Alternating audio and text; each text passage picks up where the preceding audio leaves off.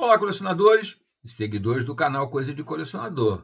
Vou trazer aqui mais um daqueles nossos debates aqui que são muito legais. Eu gosto muito desse negócio, porque eu aprendo também muito com vocês, com os comentários. Tem muita gente que sabe muito sobre esse assunto e pode trocar informações com a gente, né?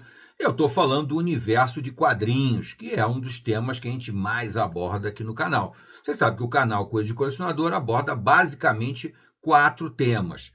Quadrinhos, cinema, séries de televisão, literatura, aliás, 5, literatura e rock, né? São os temas que eu pessoalmente gosto muito e sei que tem uma legião de fãs de quase tudo isso daí.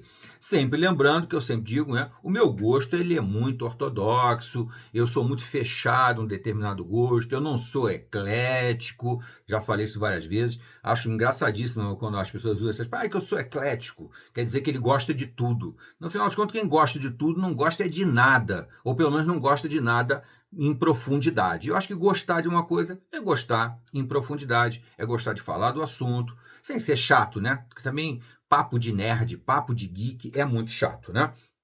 Mas vamos falar um pouquinho agora aqui de um outro debate. Eu já gravei um vídeo falando a respeito de números, né? Eu sempre vou procurar falar aqui não só da minha opinião, do meu gosto pessoal, que eu não posso me evitar de falar, lógico, da minha opinião, do meu gosto pessoal, isso é inevitável, todos nós falamos o tempo todo com um certo viés, que é o nosso gosto pessoal, tá? Mas procurando falar um pouco mais de números, como eu fiz na comparação que eu fiz entre a DC e a Marvel, que as pessoas às vezes sempre, não, porque você jogou mais para um lado que para o outro. Gente, se eu joguei mais para um lado que para o outro, é porque historicamente eu acabei colecionando mais uma do que a outra. Mas isso não foi uma escolha pessoal. Não foi tipo, não, só compro da Marvel, só compro da DC. Não, eu fui comprando e guardando aquilo que para mim tem consistência, que foi julgado pela história, que foi julgado pelo tempo e se consolidou. Ficou sendo uma coisa importante para mim, um livro que eu releio, um quadrinho que eu adoro reler, né? Eu releio muita coisa, né? Inclusive agora para gravar vídeos para o canal, eu tenho relido novamente muita coisa. E em muitos casos, a maior parte dos casos, comprova-se que valeu a pena guardar, valeu a pena colecionar. Até porque geralmente são edições caprichosas, edições de colecionador, são muito legais. Bom, antes de entrar no assunto propriamente dito, depois dessa pequena preleção gigante, eu tenho que pedir a vocês, se inscrevam no canal e se depois no final gostou, deixa o gostei, não gostou, não gostei, faz parte da brincadeira, tá bom? E também comente, deixe sua opinião, é muito legal, vou ler com o maior prazer e na medida do possível vou responder também, tá? Eu valorizo muito a opinião dos nossos seguidores aqui, tá? Então, nessa comparação maravilhosa, Marvel, DC, DC, Marvel, tal, que eu costumo dizer, eu não tenho favoritismo, apenas a coleção de uma se consolida e às vezes em detrimento da outra, mas não é uma coisa intencional. Não, eu só gosto de Batman, eu só leio Batman, ou não, eu só leio Homem-Aranha. Não, não é isso. São as boas histórias. As histórias têm alguma consistência e também, muito importante dizer, uma boa arte. Porque muitas vezes eu tenho uma certa tolerância com a história se a arte for maravilhosa, tá? Já não acontece muito no sentido oposto com relação a quadrinhos. Por quê? Porque o quadrinho, gente, a essência do quadrinho é a narrativa visual, é a fotografia do quadrinho. Né? Se eu quisesse ler um bom texto, uma boa literatura, eu ia ler um livro. Se eu opto pelo quadrinho, é porque eu quero ver uma arte exuberante, uma arte sensacional. Então, dentro de uma certa tolerância, eu tenho mais tolerância com uma arte extraordinária e uma história mediana que eu não tenho se eu pegar uma história melhor, uma história boa e uma arte muito ruim, uma arte que não me agrade, tá?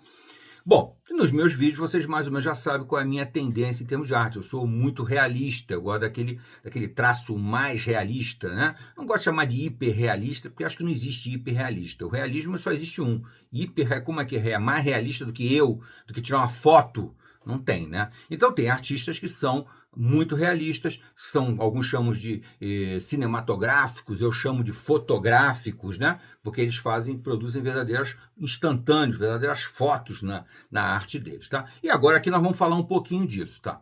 Então, comparando agora, eu fui procurar na minha coleção quais são os autores que mais produziram histórias que eu guardei, que eu colecionei, que eu gosto de reler. Então, eu cheguei a dois nomes. Não são, quer dizer, um deles eu até acho que é, mas não são assim os expoentes da literatura de quadrinhos. Não são, tá? Existem alguns autores que têm obras talvez até mais relevantes. Mas com certeza são dois autores que têm uma produção muito extensa. Um mais para DC e o outro mais para Marvel, tá? Então vamos lá. Para DC, eu fui olhando todos os volumes que eu tenho, tudo que eu tenho guardado, e um nome se tornou uma regra aqui quando eu falo de DC. É lógico que eu até pensei que fosse surgir mais o nome do Grant Morrison, ou que fosse surgir mais o nome do Mark Waid. Eu pensei que fossem surgir mais esses nomes, né? Porque são nomes muito associados a DC. Se eu for falar em Frank Miller, em Alan Moore, esses medalhões, né? Neil Gaiman, esses caras aí, o Mark Millar, o Warren Ellis, eles transitaram por tudo quanto é editora. Então não dá para eu botar um DNA em nenhum deles de uma dessas duas editoras. Não dá. Eles fizeram trabalhos para quase todo mundo. Uns um pouquinho mais para cá, outros um pouquinho mais para lá, mas fizeram, né? Agora, um autor que fez um trabalho muito forte na DC é esse aqui, ó. É o Geoff Johns. O Geoff Johns é, num levantamento que eu fiz na minha coleção de DC Comics, o autor que tem mais coisas relevantes que valeram a pena guardar, que vale a pena reler, tá? Principalmente, pelo que eu estava observando, principalmente por causa dos artistas, tá? As histórias são boas, mas os artistas elevam elas à última potência, tá? Vou mostrar aqui alguns dos volumes que eu selecionei aqui rapidamente, tá? Tem muito mais coisa, mas Geoff Johns eu já achei aqui 1, 2, 3, 4, 5, 6, 7, 8, 9, 10, 11, 12, 13 volumes que eu peguei assim rapidamente, tá? Provavelmente você vai dizer, mas tem mais esse, tem mais aquele. E eu vou dizer, ok, beleza. Não sei se eu tenho, porque às vezes não basta ser o Geoff Johns, tem que ter um bom artista, tá? Esse daqui, inclusive, nessa fase, o Geoff Johns se destacou muito na DC Comics quando surgiu aquela fase dos Novos 52, né? Que é uma fase que divide os fãs. Tem gente que gosta, tem gente que odeia, diz que aquilo não valeu a pena, tal, blá, blá. Foi uma tentativa, os 952, foi uma tentativa, mais uma vez, da DC dar uma enxugada no universo dela. Porque é uma avalanche de personagens, que a DC Comics, a Marvel também, né? Tem uma avalanche de personagens, e a DC Comics ainda tem personagens com semelhanças muito grandes, que eles andam um meio que na sombra do outro, uma certa interseção. Se você for analisar o personagem meio que se assemelha ao outro, dentro do próprio universo da DC. Então, quando foi feita a seleção dos 952, a ideia era fazer esse enxugamento e tornar mais fácil para o fã acompanhar a editora, os personagens da editora, os quadrinhos da editora. Foi a mesma coisa que foi feita com Crise nas Infinitas Terras, lá nos anos 80, que para mim é um tremendo marco nas histórias em quadrinhos. É extraordinário o trabalho que o Marvel Wolfman fez lá, ele e o Jorge Pérez, né, em Crise nas Infinitas Terras. Ele tornou o universo da DC uma coisa mais palatável para nós. Porque aquele negócio de ter Terra 1, Terra 2, Terra 3, Terra 25, que a Marvel entrou no sentido contrário, né? A Marvel foi criando milhões de universos, enquanto a DC fez o contrário, ela deu aquela enxugada. Logicamente, depois ela voltou com tudo, depois nos 52 tentou enxugar de novo, então fica essa onda de vai e volta, vai e volta. Eu, pessoalmente, detesto esses universos paralelos. acho um saco, fica impossível de você ler as histórias. Outro dia eu li até um comentário de um dos nossos seguidores aí, falando exatamente sobre isso, que na opinião dele, para a Marvel é mais fácil de você entender. Você pega um volume e você entende tudo o que aconteceu. Já na DC você tem que ter uma série de referências, de histórias anteriores, de coisa e tal.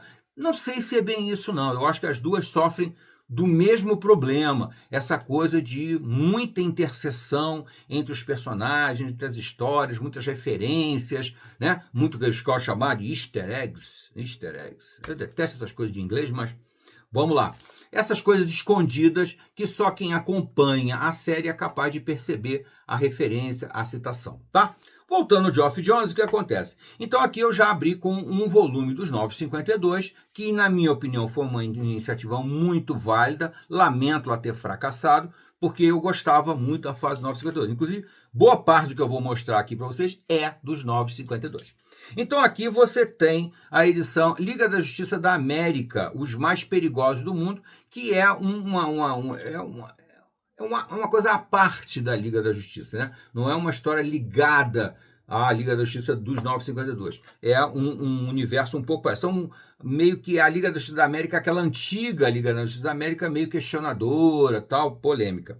E é lógico que além do Geoff Johns aqui, que marcando a presença dele e escrevendo uma história muito legal, também tem o artista aqui, que eu adoro, que é o David Finch. Eu adoro o David Finch.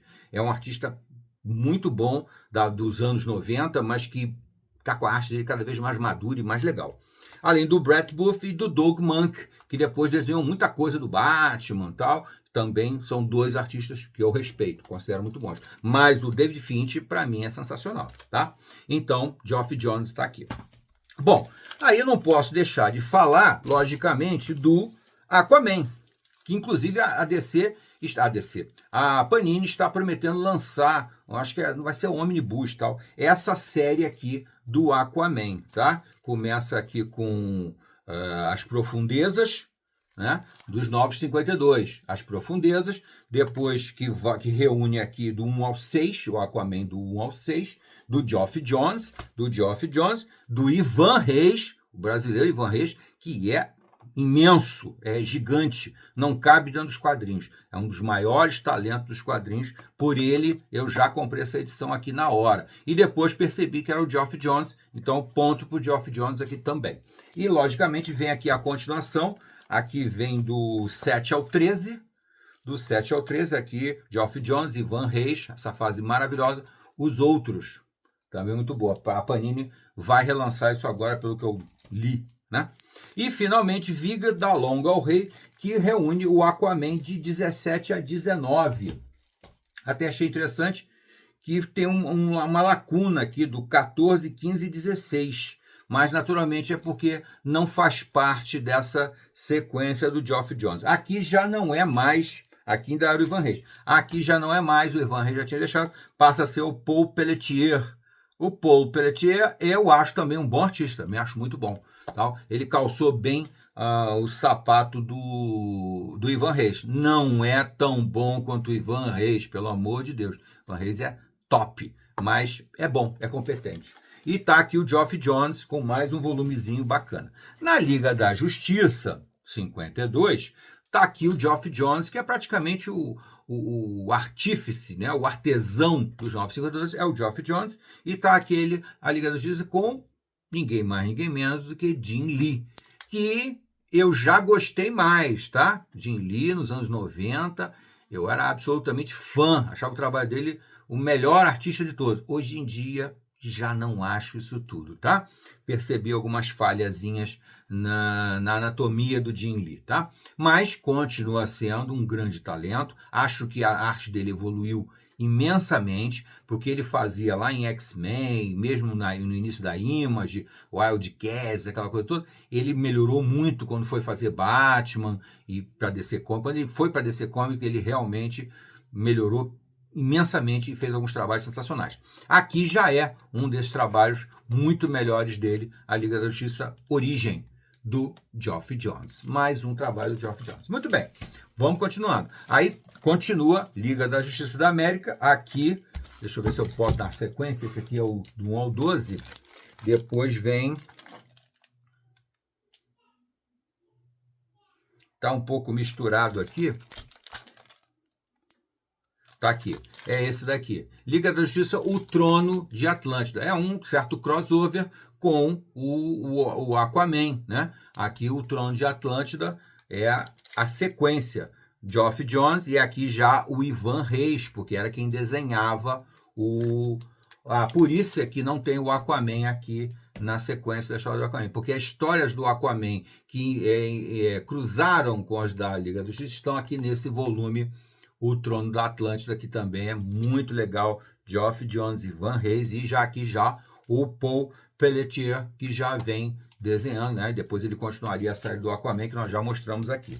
Aqui vai até o número 16, entra o Aquaman, e depois você então vai ter aqui um volume que vai reunir uma certa mistura, que é esse daqui dos 52, Liga da Justiça, A Guerra da Trindade. Também muito bom, Geoff Johns, aqui já com Jeff Lemire também, o Ray Fawkes, arte do Ivan Reis, do Doug Mahnke e do Michael Janin, que depois faz um trabalho muito bom com o Batman, naquela fase já do Tom King, né?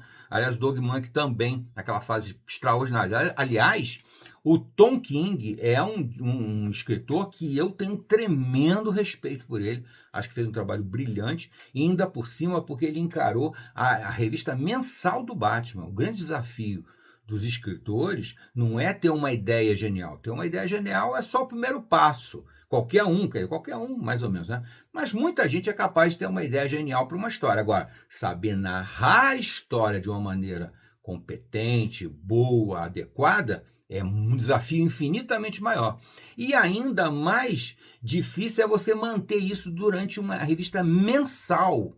É muito difícil, gente. É muito fácil você criar, muito fácil, entre aspas. É muito mais fácil você criar um one shot, né? Um livro único, ou mesmo uma trilogia, mas que é uma história fechada, tal, sem querer, de maneira nenhuma, tirar o mérito de, por exemplo, Cavaleiro das Trevas, o Watchmen, sei lá, esses títulos são excepcionais, são coisas do primeiro naipe, mas ainda é mais fácil você escrever aquilo ali enquanto você está livre das amarras da edição mensal, do editor que não quer que você mexa no personagem, não é mesmo? O Cavaleiro das Trevas é o Batman? É, mas é um Batman totalmente fora do universo da DC. O Watchmen tem nada a ver com o universo da DC. Ele faz umas paródias de personagens da DC, mas não tem nada a ver com a DC. Então é muito mais fácil você estar livre de pressões editoriais, de pressões de público, de ter que agradar os fãs, tudo isso é muito difícil. E também ter uma narrativa muito boa de ler, empolgante, interessante, que te interessa continuar a ler. Então aqui temos a Liga da Justiça, A Guerra da Trindade, mais um volume legal pra caramba do Geoff Johns, com uma arte espetacular aqui de vários caras bons. Bom, depois então mais um volume aqui, Liga da Justiça, aqui só como Liga da Justiça, a Liga da Injustiça, aqui com esse volume da Liga da Injustiça, que traz a Liga da Justiça do 24 até o 39. Mais uma vez o Geoff Johns, aqui já o Doug Mahnke, né? O Ivan Reis fazendo uma participação, e outro artista que eu acho também do mesmo nível do Ivan Reis, que é o Jason Fabok, que é fantástico, extraordinário. Só por causa desses dois nomes aqui já valeria a pena, já vale a pena essa edição aqui, já é sensacional. Mas a história também é boa do Geoff Johns, tá? Bom, saindo agora dos 52, vamos continuar a falar ainda de Geoff Johns, porque é isso que eu estou tentando comparar. O escritor mais prolífico da DC e com material de qualidade. Para mim, é o Geoff Johns. Então, vamos lá. Super-Homem e a Legião dos Super-Heróis. Olha aqui. Geoff Johns e Gary Frank. Outro artista que não dá para botar. Está lá no topo da minha lista, o extraordinário Gary Frank, com a sua arte realista, fotográfica ou cinematográfica, como você preferir enxergar. Eu prefiro enxergar como fotográfica, mas se você enxerga o movimento, então cinematográfica. Tá bom. muito bacana mesmo, uma história muito legal, muito interessante, uma história mais com uma pegada mais adulta, mais legal. Aliás, quase tudo, tá? O Geoff Jones tem uma pegada um pouco mais adulta. Não chega a ser restrição ou uma censura para menores. Não, não é isso. Mas tem uma maneira de narrar que é mais adequada aos adultos. Eu sempre explico isso, porque muita gente confunde. Para adulto é só se tiver violência e sexo, sexo e violência. Não, não é isso, gente. O que marca realmente o material para adulto é a forma como você conta a história. Se você contar a história de uma maneira um pouco mais rebuscada, um pouco mais complexas, com idas e vindas no tempo, intercalando assuntos e fatos, você está fazendo uma narrativa para adultos. Se você faz uma coisa mais linear, mais cronológica, as coisas vão acontecendo no mesmo sentido, a história progride naturalmente, você está construindo uma história mais para adolescentes ou crianças, né? Porque se você contar uma história muito complexa, a criança não vai acompanhar e o adolescente também frequentemente vai se desinteressar, tá? Trabalho muito bom, tá aqui, Geoff Jones, Gary Frank. Vamos continuar falando de Geoff Jones, é claro. Aliás, da mesma dupla, da mesma fase. A fase que Geoff Jones escreveu Super-Homem e algumas histórias muito legais, com uma pegada mais adulta, conforme eu já falei. A narrativa tem uma complexidade na hora de contar a história. Tá aqui, Geoff Jones e Gary Frank, novamente, Superman Brainiac. Muito legal mesmo. Parabéns aos dois aqui por esse trabalho sensacional. Bom, continuando, aliás, a mesma dupla que começa a dar certo, sabe como é que é, né? Aí começa a fazer tudo. Mais uma minissérie, digamos assim, como foi aqui, né?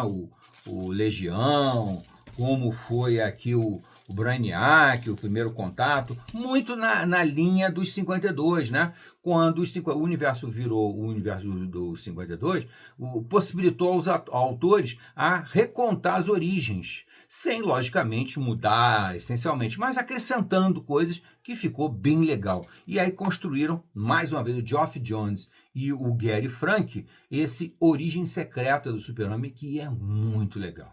É sensacional. Pô, Geoff Jones, parabéns, sensacional. E vários artistas que eu já citei aqui, né? Ivan Reis, o Jason Fabok, o Gary Frank, uma legião de gente sensacional. Então vamos continuar.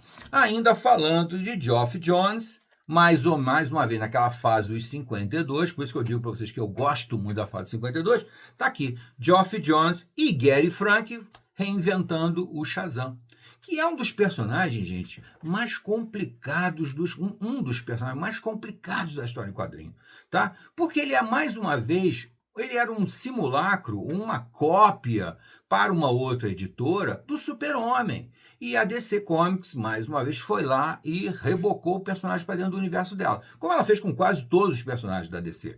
Os personagens da DC, eu costumo dizer que são uma grande colcha de retalho. Porque eles foram criados por trocentos autores diferentes, criadores diferentes, e foram sendo trazidos de uma maneira um pouco complicada de você encaixar. Por isso a ideia dos Novos 52, em que você eliminava coisas muito parecidas, passava numa peneira e deixava em cima só o que tinha mais consistência, o que tinha mais força. Por isso eu gosto também da ideia dos 52. Na Marvel, como a base do universo Marvel foi criada por um único homem, Stan Lee, depois, logicamente, acrescida por vários outros autores muito bons e tal, mas sempre houve essa preocupação, não vamos criar cópias ou coisas muito parecidas, porque a gente, né, vai começar a ter problema. Né? E a DC Comics tem sempre que lidar com esse problema, que é o caso aqui. Esse aqui é um personagem extremamente complicado, inclusive até pelo nome dele. Quem conhece sabe que Shazam, na verdade, era o Capitão Marvel.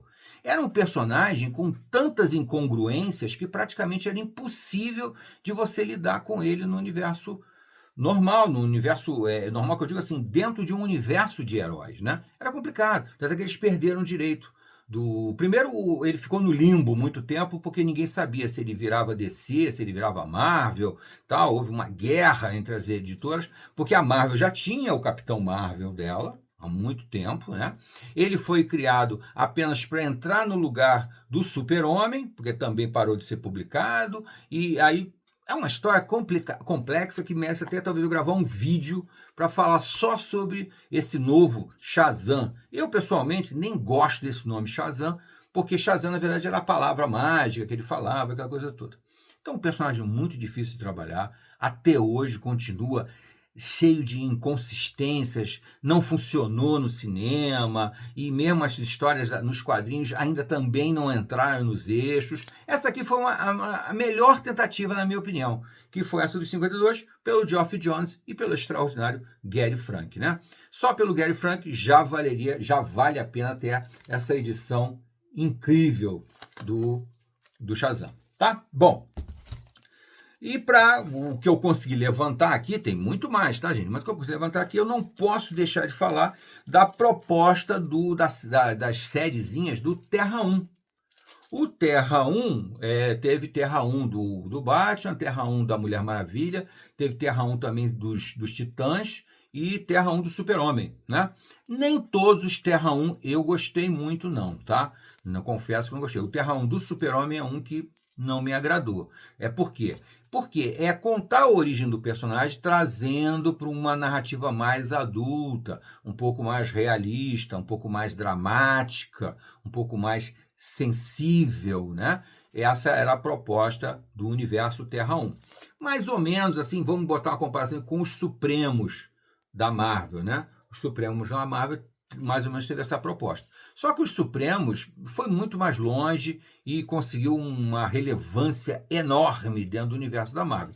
Já o Terra 1 não teve essa mesma relevância. Aliás, eu lamento um pouco, porque tem algumas ideias aqui muito legais, muito interessantes mesmo. Algumas até foram aproveitadas, né? Pelo Tom King no Batman, por exemplo, tem alguma coisa que ele meio que pegou daqui. Geoff Johns e Gary Frank. Uma dupla que dá super certo. Eu estou mostrando aqui o volume 1, mas na verdade são 3 volumes do Terra 1, tá? Do Terra 1, só por curiosidade, eu só tenho o Batman e a Mulher Maravilha. O dos Titãs eu achei fraco e o do Super-Homem também eu achei fraco. Mas do Batman, muito legal, e da Mulher Maravilha também é muito legal. Depois, no outro vídeo, eu falo sobre ele, tá? Bom, então estamos aqui com um resumo do que é o autor mais prolífico da DC Comics. Agora, vamos falar do cara mais prolífico da Marvel. Então, vamos falar agora do autor que tem um trabalho mais prolífico dentro da Marvel Comics, tá? Um autor que, diferente do Geoff Johns, que teve um projeto muito interessante, que eu gosto muito, que é os 52, esse cara revolucionou a Marvel mesmo. A Marvel deixou de ser aquilo que ela era até a entrada dele e passou a ser uma coisa completamente diferente, extraordinária, e ele mexeu em diversos universos da Marvel, tá? Eu tenho que confessar que eu tenho uma pilha tão gigantesca do trabalho dele aqui que eu vou ter que falar um pouquinho mais rápido do que eu falei do Geoff Johns, tá? Eu vou ter que ser um pouquinho mais rápido. Bom, eu estou falando de Brian Michael Bendis. Brian Michael Bendis aqui com A Queda. A Queda que é um início assim apoteótico, explosivo, já dizendo que não veio para deixar nada como era antes.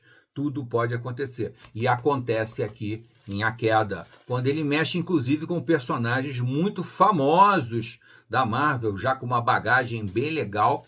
Então, muito legal esse início logo dele aqui. E depois, meu amigo, a coisa só fica melhor. Melhor.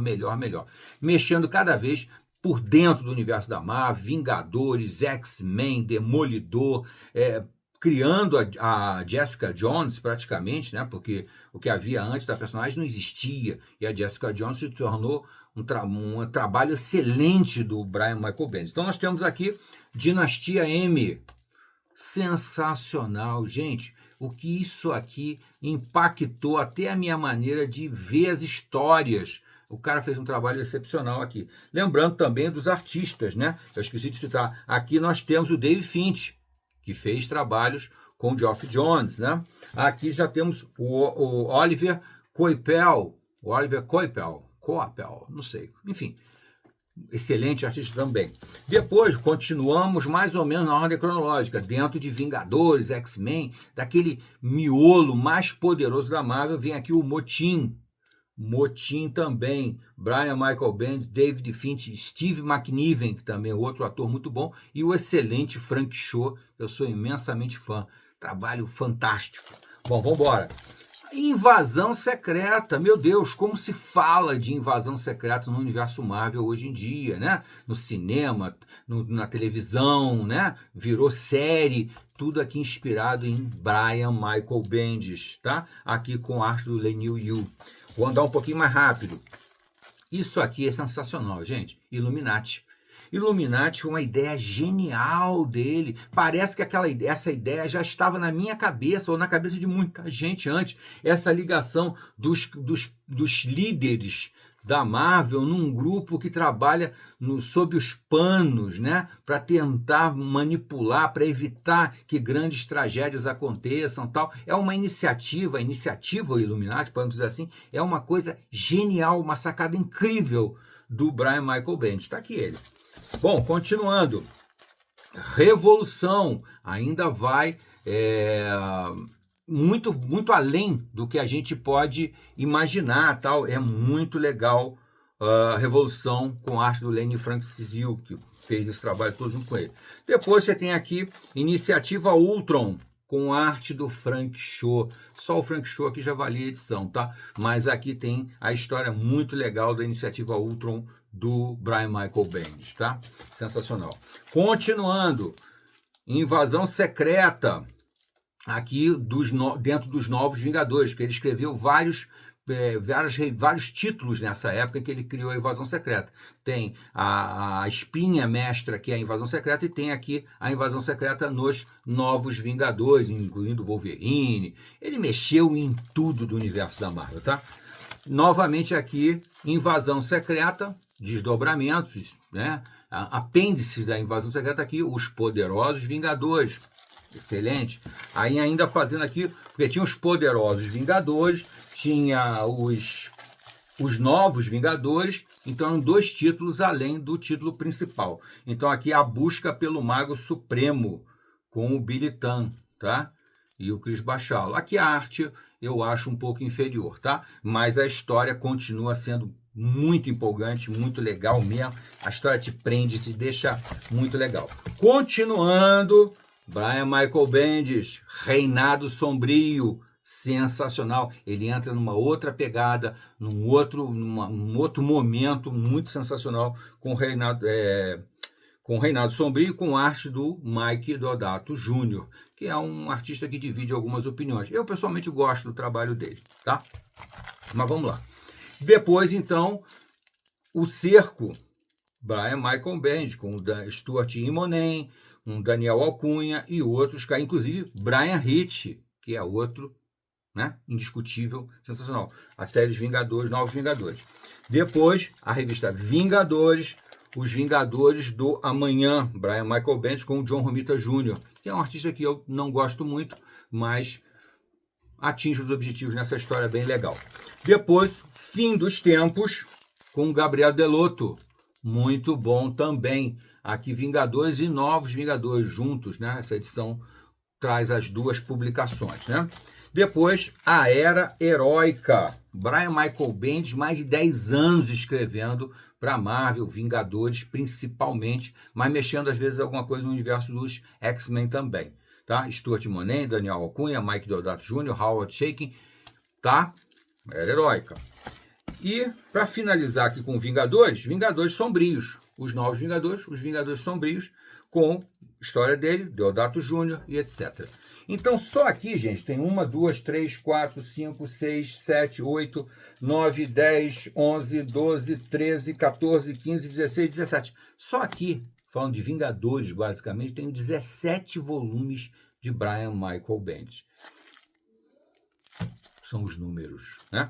E eu não falei ainda não falei, mas vou fechar aqui falando da fase maravilhosa, que talvez seja a melhor fase do Demolidor, né? Só rivalizando com aquela fase, logicamente, do Frank Miller, lá nos anos 80, em que ele tirou o Demolidor do nada, do limbo, e o Frank Miller trouxe para ser um herói de destaque e transformou o Demolidor de um dos meus personagens favoritos. Se eu for eleger meus 5 personagens favoritos, o Demolidor estará entre eles, junto com o Homem de Ferro, com o Raio Negro dos Inumanos, com o Namor. Eu gosto dos personagens assim que ninguém gosta muito, né? E o Doutor Estranho. Mas vamos lá. Então, quando ele pegou o Demolidor, ele fez, por exemplo, aqui, ó, Demolidor revelado, maravilhoso, com arte do Alex Maleev, que é um artista assim fantástico e que se enquadra muito bem no universo do Demolidor, essa pegada mais adulta, mais séria, tá? Continuando essa dupla maravilhosa, tem aqui o Rei da Cozinha do Inferno, muito legal também, Brian Michael Bendis e Alex Maleev. Muito bem, não acabou. Demolidor Decálogo, Brian Michael Bendis, Alex Maleev. Excepcional, não dá para discutir. Talvez a melhor fase do Demolidor de todos os tempos, rivalizando apenas com respeito ao que o Frank Miller fez naquela fase dele, né, que é sensacional. E aqui o pavilhão D, a mesma dupla basicamente. Brian Michael Bendis, Alex Maleev, mas aí o Ed Brubaker já entra, porque depois ele daria continuidade às histórias do Demolidor. Mas olha, 4 volumes do Demolidor, todos eles com 20 edições, 15 edições, por aí. Olha quanta coisa, né? É muito prolífico. E eu não posso deixar de falar de Alias. 3 volumes para o Marvel Max de Alias, tá? A criação do Brian Michael Bendis, porque a Jessica Jones, que é a personagem principal de Alias, é uma criação do Michael Bendis, aqui com arte do Michael Gaydos. Aqui também, o volume 3, aqui o volume 2 e aqui o volume 1, com essa dupla incrível. Essa história aqui tem uma pegada altamente adulta, muito legal, muito dramática, tem uma dramaticidade enorme, e foi daqui que a Jessica Jones ganhou aquela projeção extraordinária. Tá bom, gente? Então, fica a dica para vocês, tá? Mais ou menos dessa polêmica aqui. Aí vocês tiram as conclusões. Vale a pena? Não vale a pena? Quem é que produziu mais? Foi o Brian Michael Bendis para Marvel ou foi o Geoff Johns para DC? Você lembra de um outro autor que tenha construído muita coisa para a DC, mais do que o Geoff Johns?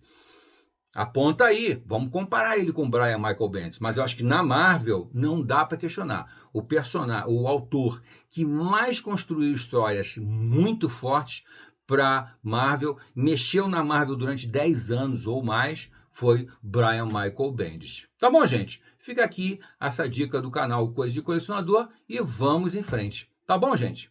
Até a próxima.